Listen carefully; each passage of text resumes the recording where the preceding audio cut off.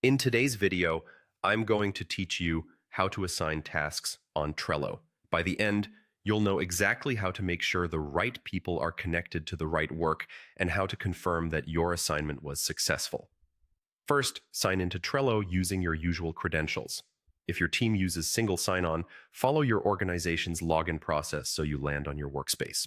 Once you're in, you'll see your boards. These are the big containers that represent projects or teams. Pick the board where the task lives. If you work across multiple boards, it helps to star your most used boards so they're easier to find later.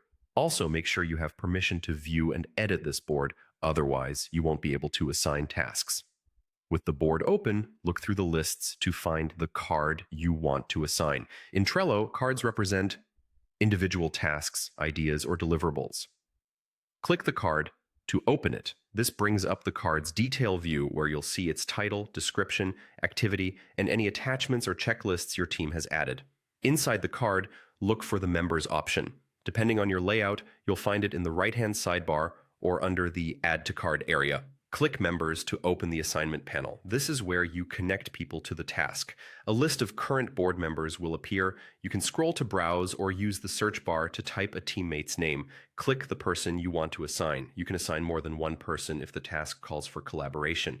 If you don't see someone you expect, they might not be a member of the board yet. In that case, ask a workspace admin or board owner to add them so they can be assigned and notified properly. Once you select a member, their avatar immediately appears on the front of the card. That's your visual confirmation that they're assigned.